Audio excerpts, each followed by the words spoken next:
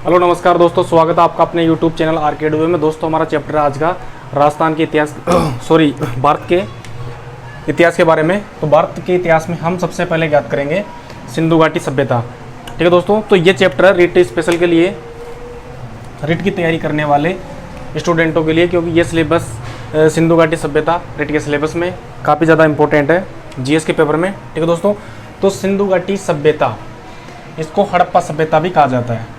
क्या कहा जाता है दोस्तों? हड़प्पा सभ्यता। इसको हड़प्पा सभ्यता क्यों कहा गया है? क्योंकि सबसे पहले हड़प्पा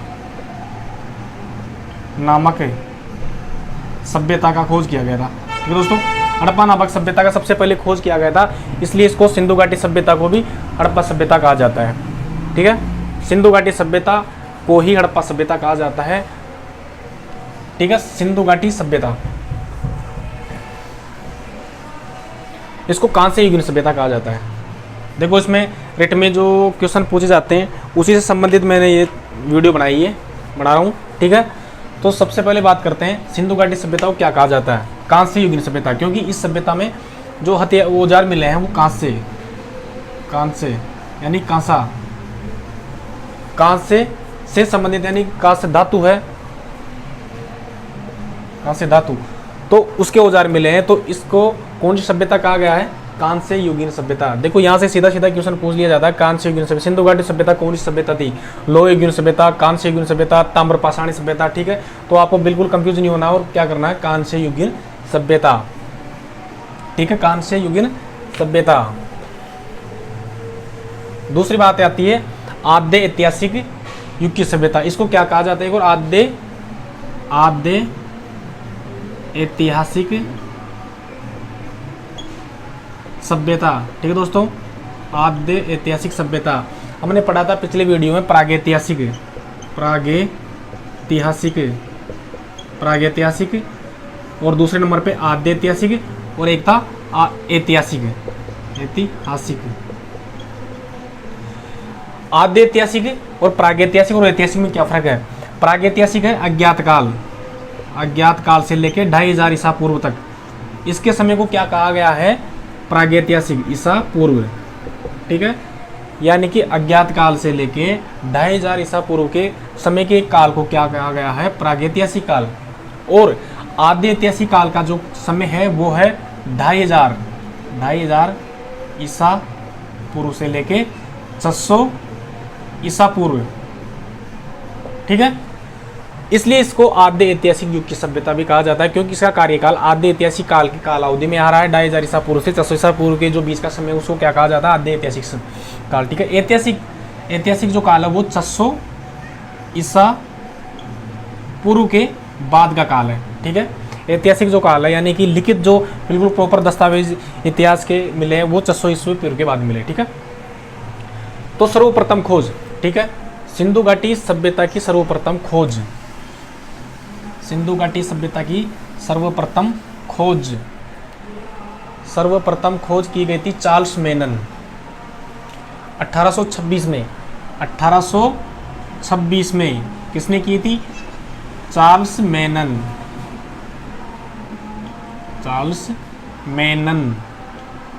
ठीक है दोस्तों, मेनन। ठीक है, लेकिन उस टाइम पे क्या होता है कि इसने जो सभ्यता खोजी थी हड़प्पा सभ्यता, उसके बारे में इसकी बातों पे विश्वास नहीं हुआ और वो बात अधूरी रह गई। लेकिन उसके बाद में क्या होता है? देखो 1856 में क्या होता है? एक कराची कहाँ पे है दोस्तों? कराची वर्तमान में पाकिस्तान में, पहले पाकिस्तान हिंदुस्तान का हिस्सा था। कराची से लाहौर में क्या होता है? रेलवे का काम चल रहा होता है। रेलवे का यानी कि रेलवे लाइन बिछाने का काम चल रहा होता है कराची और लाहौर के बीच में। ठीक है, तो उस टाइम पे उसकी रेल मार्ग बनाते समय खुदाई में कुछ अवशेष मिले। तो उस टाइम पे जो उसका काम कर रहे थे, देखरेख का काम कर रहे थे रेलवे निर्माण का, वो थे बर्टन बंधु। यहाँ से भी क्वेश्चन आता है, बर्टन बंधु। इन्होंने इस चीज़ की जानकारी किसको दी? सरकार को, कि यहाँ पे कुछ खुदाई के अवशेष मिले हैं और इस पे आप गहन जांच की जाए। ठीक है, तो 1856 में बटन बंधुओं ने क्या किया, सरकार को सूचना दी और उस पे सरकार ने उस बात पे अमल करके एक पुरातात्विक विभाग का गठन किया। ठीक है,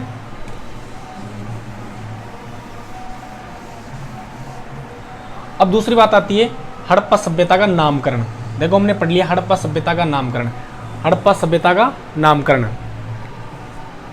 हड़प्पा सभ्यता का नामकरण इसलिए कहा गया है इसको। देखो सिंधु घाटी सभ्यता, सिंधु घाटी सभ्यता, सिंधु नदी, सिंधु घाटी सभ्यता को सिंधु घाटी क्यों कहा गया है और कोई नाम नहीं क्यों लिया, इसलिए इसको नाम है सिंधु नदी के आसपास ही सभ्यता मिली है। और दूसरा नाम है हड़प्पा सभ्यता। हड़प्पा सभ्यता इसका नाम क्यों पड़ा, क्योंकि सर्वप्रथम खुदाई का कार्य और सर्वप्रथम खोजा गया स्थल हड़प्पा स्थल था जो वर्तमान में पाकिस्तान में, इसलिए इसका नाम हड़प्पा भी है। ठीक है, तो ये नामकरण किसने दिया था, जॉन मार्शल ने, जॉन मार्शल। ठीक है दोस्तों, जॉन मार्शल। जॉन मार्शल कौन था, पुरातात्विक विभाग का अध्यक्ष था। ठीक है, यानी कि 1856 में बटन बंधुओं ने सरकार को सूचित कर दिया कि कराची और लाहौर के बीच में काम चल रहा था कि यहाँ पे कुछ खुदाई के अवशेष मिले हैं। तो पुरातत्व विभाग का अध्यक्ष किसको बना दिया सरकार ने, जॉन मार्शल को, और जॉन मार्शल ने इसका नामकरण किया हड़प्पा सभ्यता और सिंधु घाटी सभ्यता। ठीक है, इसकी आकृति त्रिभुजाकार है। ठीक है, देखो ये क्वेश्चन मैंने क्वेश्चन के हिसाब से ये पूरा चैप्टर बनाया है, ज़्यादा विस्तार से थ्योरी से नहीं समझ के। थ्योरी वाला वीडियो मैंने पहले बनाया हुआ है सिंधु घाटी सभ्यता का, लेकिन जो जहाँ से क्वेश्चन बनते हैं उसके बारे में हमने इसमें डिस्कस करेंगे। देखो आकृति, आकृति के बारे में क्वेश्चन पूछ लिया ज़्यादा। आकृति कौन सी है, त्रिभुजाकार, ऐसे है दोस्तों त्रिभुजाकार। ठीक है, इसकी आकृति कैसी है, त्रिभुजाकार। हमने पहले बता दिया उत्तर दक्षिण और पश्चिम के बारे में, पहले हमने इसका वीडियो बना चुका हूँ, अब लंबा हो जाए इसके बारे में बनाने में। प्रथम नगरीय सभ्यता, देखो ये भी क्वेश्चन पूछ लिया जाता है। प्रथम नगरीय सभ्यता, भारत की प्रथम नगरीय सभ्यता या शहरी सभ्यता किसको कहा जाता है, सिंधु घाटी सभ्यता। प्रथम नगरीय सभ्यता या शहरी सभ्यता किसको कहा जाता है, सिंधु घाटी सभ्यता को। ठीक है, इंपॉर्टेंट क्वेश्चन है। प्रथम नगरीय सभ्यता यानी कि 2350 ईस्वी उसके आसपास की सभ्यता थी जो हड़प्पा सभ्यता, उसको नगरीय सभ्यता इसलिए कहा गया है क्योंकि उसकी जो बनावट थी उसके नगर की वो बिल्कुल शहर की तरह बनावट थी, इसलिए उसको शहरी सभ्यता या नगरीय सभ्यता कहा गया है।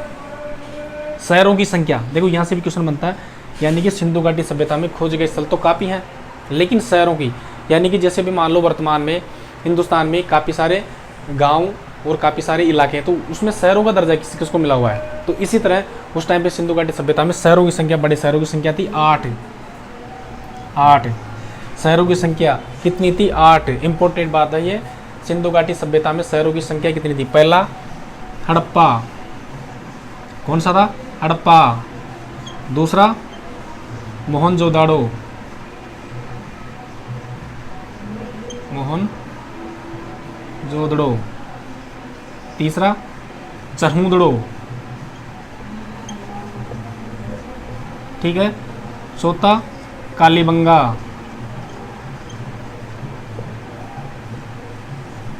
पांचवा लोथल। छठा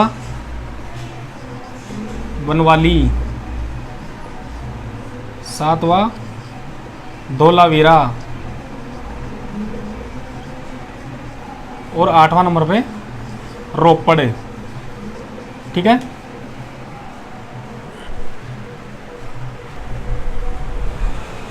ठीक है दोस्तों, तो ये 8 शहरों के नाम है जो सिंधु सभ्यता में 8 नगरों को शहरों का नाम दिया गया है।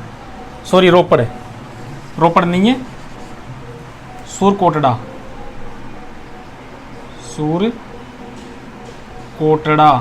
सूरकोटड़ा। तो 8 जो शहर है इंपॉर्टेंट। देखो यहाँ से भी क्वेश्चन पूछ लिया जाता है, सिंधु घाटी सभ्यता में कौन सा इसमें से शहर नहीं है या नहीं था। तो इसमें जैसे मान लो 3 ऑप्शन दे दिए जाएंगे और एक अलग दे दिया जाएगा, जैसे रोपड़ दे दिया जाएगा और जैसे मान लो रंगमहल दे दिया जाएगा, तो वो शहरों की गिनती में नहीं थे। ठीक है, तो 8 शहर आपको बिल्कुल अच्छी तरह याद करना है, हड़प्पा, मोहनजोदड़ो, चरमूदड़ो, कालीबंगा, लोथल, बनवाली, धोलावीरा और सूरकोटड़ा। ठीक है, सर्वाधिक स्थल गुजरात में, ये भी इंपॉर्टेंट बनता है। सिंधु घाटी सभ्यता के सर्वाधिक स्थल कहाँ खोजे गए हैं, तो कहाँ पे खोजे गए हैं सर्वाधिक स्थल, सर्वाधिक स्थल, सर्वाधिक स्थल, सर्वाधिक स्थल कहाँ पे मिले हैं, गुजरात। क्वेश्चन बनता है दोस्तों ऐसे भी। एक ये भी कर एग्जाम में नहीं पूछा जाता ये क्वेश्चन, 13 लाख वर्ग किलोमीटर, वर्ग किलोमीटर इसका लगभग क्षेत्रफल ज्ञात किया जा चुका है। किसका, सिंधु घाटी सभ्यता का क्षेत्रफल लगभग कितना है, 13 लाख वर्ग किलोमीटर। याद करना आप। कालावधि, देखो कालावधि के बारे में, यानी कि सिंधु घाटी सभ्यता किसके समय पे थी, कौन से समय में थी, तो इसके बारे में काफ़ी अभी तक भ्रांतियां हैं। लेकिन सबसे जो इम्पोर्टेंट है प्रूफ के साथ है वो कौन सी है, कार्बन डेटिंग विधि, C14 या कार्बन डेटिंग विधि। ये एक विधि है, वैज्ञानिक विधि है, जो किसी वस्तु में यानी कि किसी सजीव में कार्बन की मात्रा के आधार पर उसकी उम्र ज्ञात किया जाता है, उसको कार्बन डेटिंग विधि या C14 कहा जाता है। तो उसके अनुसार सिंधु घाटी सभ्यता का जो काल अवधि वो है 2350 ईसा पूर्व से लेकर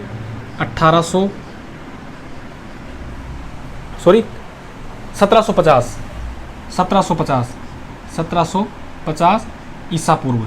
ठीक है, यह आपको बिल्कुल याद रखना, क्योंकि हमेशा क्वेश्चन पूछा जाता है कार्बन डेटिंग के अनुसार कि सिंधु घाटी सभ्यता का कार्बन डेटिंग विधि के अनुसार काल अवधि कौन सी थी। 2350 से लेकर 1750 ईसा पूर्व के मध्य ही इसकी अभी तक कार्बन डेटिंग के अनुसार पता चला गया है कि यह सभ्यता इस टाइम पे थी। अब बात आती है सुनियोजित नगर नियोजन सभ्यता। इसको किस नाम से जाना जाता है, सुनियोजित नगर नियोजन, यानी कि जो नगर बसाए गए हैं वो बिल्कुल परफेक्ट तरीके से बसाए गए हैं। कहाँ नालियों का निकास है, पानी का निकास है, बिल्कुल एकदम परफेक्ट तरीके से। तो इसको क्या कहा जाता है, सुनियोजित नगर नियोजन सभ्यता। अब एक और क्वेश्चन बनता है यहाँ से, नगरों की बसावट कौन सी थी। ठीक है, नगरों की बसावट कौन सी थी, नगरों की बसावट के बारे में भी क्वेश्चन पूछा जाता है। नगरों की बसावट, तो इसमें कौन सी शैली थी, ग्रिड पद्धति या शैली। ठीक है, ये क्वेश्चन आता है कई बार। सिंधु घाटी सभ्यता की नगरों की बसावट कैसी, तो ग्रिड शैली। ग्रिड शैली का मतलब ऐसे होता है जैसे चौराहा, ये यानी कि समकोण पे सड़कें काटती हो। ठीक है, ये समकोण पे सड़क काट गई इसको, तो इसको क्या कहा जाता है, नगरों की बसावट इस तरह है, ग्रिड पद्धति के अनुसार बनी हुई है। जैसे ऐसे नहीं बसी हुई कि ऐसे बस्तियां बसी हुई है, ऐसे बस्तियां बसी हुई, बिल्कुल समकोण पे काटे हुए यहाँ की सड़कें, और इसी को ग्रिड पद्धति कहा गया है।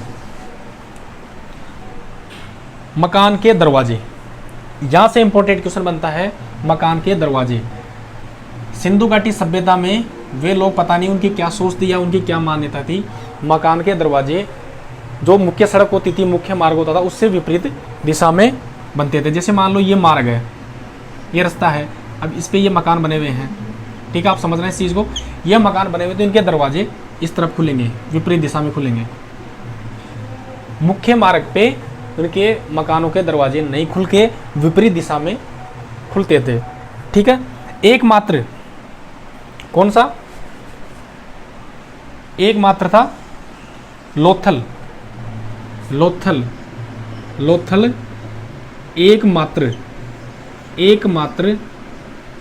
एकमात्र स्थल है लोथल। उसके मकानों के दरवाजे किसकी तरफ खुले थे, रास्ते की तरफ, मुख्य मार्ग की तरफ।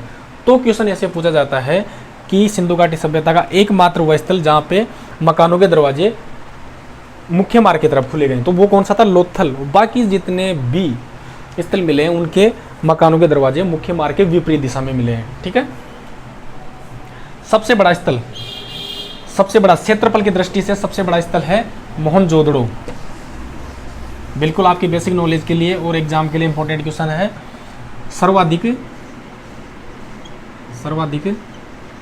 क्षेत्रफल,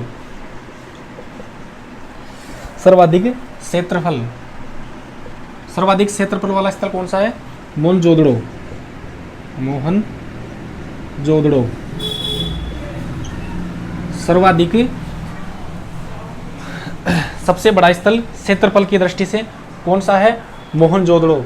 इंपॉर्टेंट बात है ये। दूसरी बात है राखी गड्डी। राखी गड्डी, राखी गड्डी ये स्थल है पाकिस्तान में, ये भी पाकिस्तान में है, मोहनजोदड़ो भी।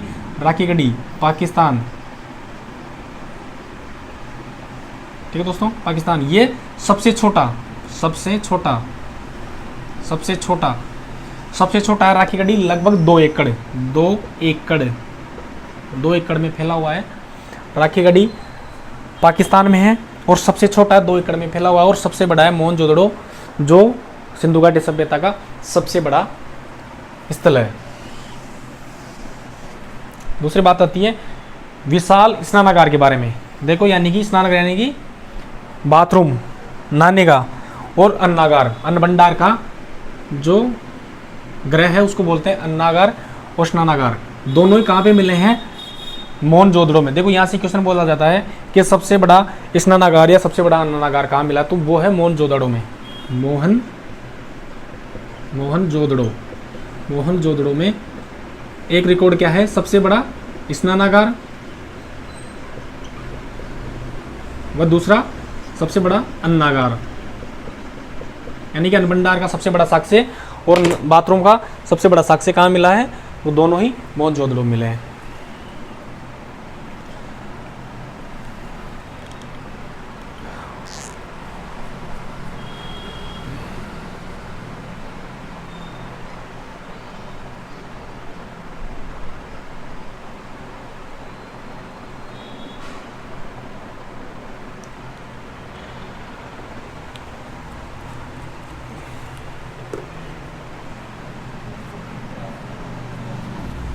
ठीक है दोस्तों, अब मैं इसको साफ कर लेता हूँ। कुछ इंपॉर्टेंट बातें और है मैं आपको बता रहा हूँ।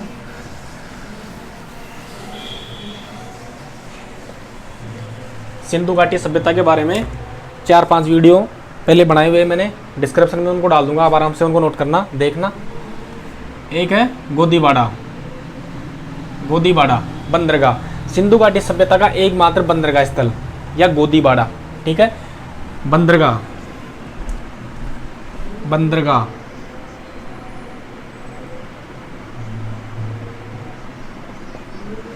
बंदरगाह या गोदीबाड़ा, ये स्थल किसको कहा गया है? लोथल को, क्योंकि वहां पे बंदरगाह मिला है समुद्र किनारे गुजरात में, लोथल गुजरात में है। तो गोदीबाड़ा या बंदरगाह स्थल कहाँ पे?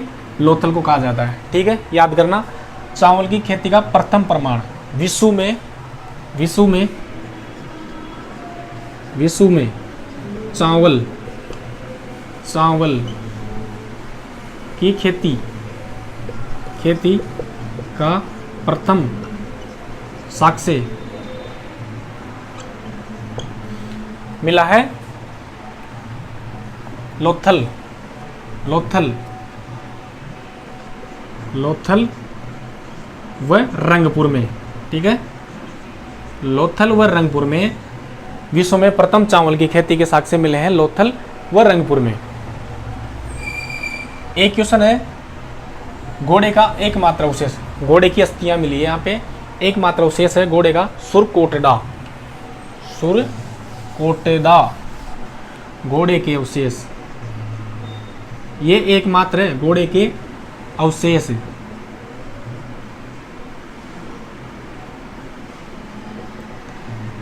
घोड़े के अवशेष कहाँ मिले हैं? सुरकोटड़ा,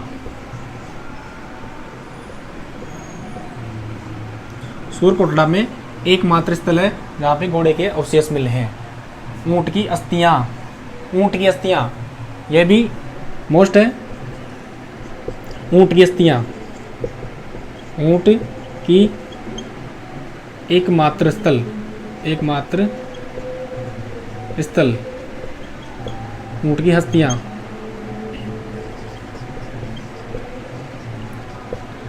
ऊंट की अस्थियां एकमात्र स्थल है, वो कौन सा है? कालीबंगा, कालीबंगा, कालीबंगा कहाँ पे है?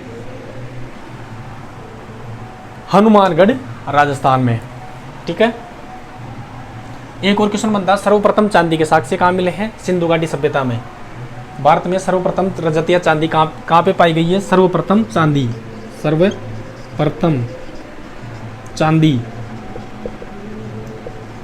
किस सभ्यता की मिली है? सिंधु घाटी सभ्यता की सर्वप्रथम चांदी सिंधु घाटी सभ्यता के ही अवशेषों में मिली है। सुमेरिया, एक बात है जो सबसे इंपॉर्टेंट है, सुमेरिया और मेलुआ। सुमेरिया और मेलुहा। ठीक है, सुमेरिया मेलुआ। देखो क्वेश्चन कैसे पूछा जाता है कि सुमेरिया क्या है? सुमेरिया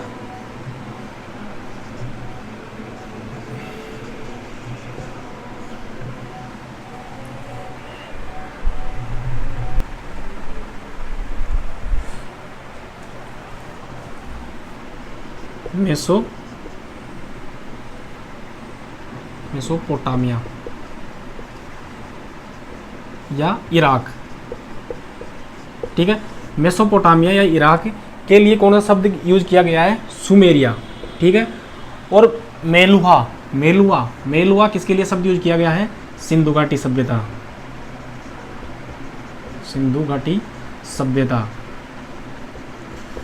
सुमेरिया के लेखों में कहाँ पे है? मेसोपोटामिया को क्या बोला जाता है? वर्तमान इराक। सुमेरिया के अभिलेखों में या शिलालेखों में जो कहाँ पे है? मेसोपोटामिया में, उसके लेखों में मेलुआ शब्द का उल्लेख है। मेलुआ शब्द की जब जांच पड़ताल की गई तो वो सिंधु घाटी सभ्यता के बारे में ही लिखा गया है। ठीक है, तो क्लियर। सुमेरिया वो मेलुआ के बारे में क्वेश्चन आए। सुमेरिया मेसोपोटामिया में एक स्थल है, वहाँ पे शिलालेख मिले हैं, उसमें मेलुआ जो शब्द प्रयोग किया गया है वो सिंधु घाटी सभ्यता के लिए है। और मेसोपोटामिया किसको कहा जाता है? इराक को। तो इन दोनों के मध्य क्या थे? व्यापारिक संबंध।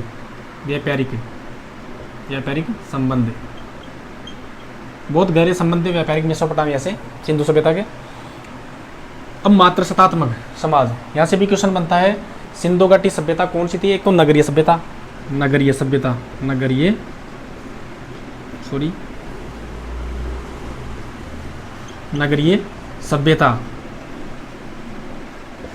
और समाज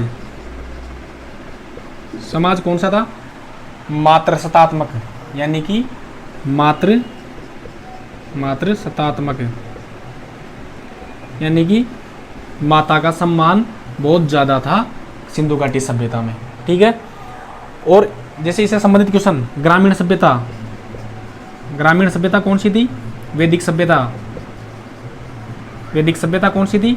ग्रामीण सभ्यता। और ग्रामीण सभ्यता, वैदिक सभ्यता कौन सी थी? पितृसत्तात्मक। इसके उल्टा है पितृसत्तात्मक। ठीक है, कौन सी? वैदिक सभ्यता। यानी कि सिंधु घाटी सभ्यता की बात करें, मात्र सत्तात्मक और नगरीय सभ्यता थी। लिपि, देखो यहाँ से भी क्वेश्चन आता है। लिपि भाव चित्रात्मक, इसकी लिपि कौन सी थी? भाव चित्रात्मक। उसको क्या कहा जाता? पिक्टोग्राफी। लिपि कौन सी है? भाव चित्रात्मक, यानी कि इसकी लिपि में कोई भी अक्षर ना लिख के चित्र बनाए गए हैं, जैसे मछली का, पक्षियों के, ऐसे चित्र बनाए गए, उनकी भावनाओं के अनुसार भाषाओं का प्रयोग किया जाता था। ठीक है, यानी कि लिपि कौन सी थी? भाव चित्रात्मक।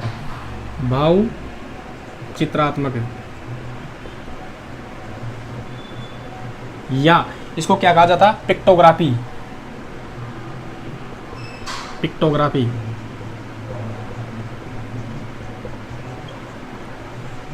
और एक है पुष्टोपेद्र, पुष्टोफेदम।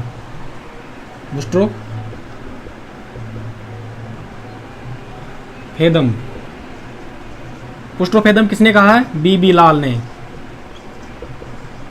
ये याद करना बिल्कुल आप। ठीक है दोस्तों, यानी कि सिंधु घाटी सभ्यता की लिपि कौन सी थी? भाव चित्रात्मक, पिक्टोग्राफी भी कहा जाता है इसको। और पुष्टोफेदम लिपि किसने कहा है? बीबी लाल ने। ठीक है, तो ये लिपि अभी तक मतलब इसको पढ़ी नहीं जा सकी है, इस भाषा को, इस लिपि को पढ़ी नहीं जा सकी है। और भाषा, ठीक है, यानी लिपि और भाषा के संबंधित इस भाषा को और इस लिपि को अभी तक किसी ने भी पढ़ने में कामयाबी हासिल नहीं की है। ठीक है, कि उन्होंने क्या लिखा है। बादशाह है इंडो आर्यन, अनुमान लगाया जाता है कि बादशाह इंडो आर्यन, इंडो आर्यन, ठीक है, इंडो आर्यन या द्रविड़ परिवार से, या द्रविड़ परिवार से, ऐसा अनुमान है। क्योंकि अभी तक तो उनके बारे में, भाषा और लिपि के बारे में किसी में कुछ कह ही नहीं सकते, क्योंकि उस लिपि को अभी तक कोई भी अभी तक पढ़ने में कामयाबी हासिल नहीं की। अब इसके बाद बात आती है, क्वेश्चन यहाँ से बनता है लोहा। लोहा के बारे में अगर बात की जाए सिंधु घाटी सभ्यता में, लोहा, तो लोहा उस टाइम पे अज्ञात, यानी कि उस टाइम पे लोहा की खोज नहीं की गई थी, क्योंकि लोह युगीन सभ्यता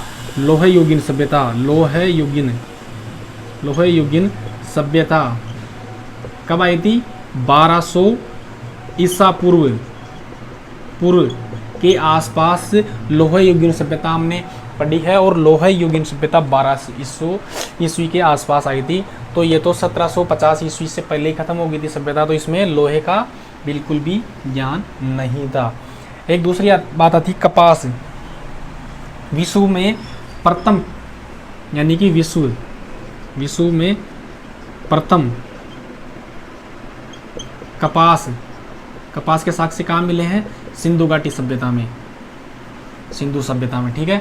और बात आती है जुते हुए खेत के प्रमाण। विश्व में एकमात्र जुते हुए खेत के प्रमाण, जुते हुए खेत, यहाँ से पूछा जाता है जुते हुए खेत, ठीक है। ये तो संबंधित, जैसे कालीबंगा राजस्थान में, तो राजस्थान के रिट के एग्जाम में जरूर इसके बारे में पूछा जा सकता है। जुते हुए खेत के साक्ष्य कहाँ पे? कालीबंगा में। कालीबंगा कहाँ पे है? हनुमानगढ़ राजस्थान में, ठीक है। अब बात आती है जुते हुए खेतों में। जुते हुए खेतों में हल के साक्ष्य नहीं मिले, इसको आप याद करना, नहीं मिले, हल के साक्ष्य नहीं मिले हैं, सिर्फ कुदाल के साक्ष्य मिले हैं, ठीक है। लेकिन खेत तो मिले हैं, जुते हुए हल से जुते हुए खेत, लेकिन हल का कोई भी साक्ष्य नहीं मिला वहाँ पे, ठीक है। तो ये क्वेश्चन बनता है। तो बने रहिए हमारी वीडियो पे, और अगर आप हमारे चैनल पर नहीं हो तो हमारे चैनल को सब्सक्राइब करें, लाइक करें, शेयर करें। Thank you.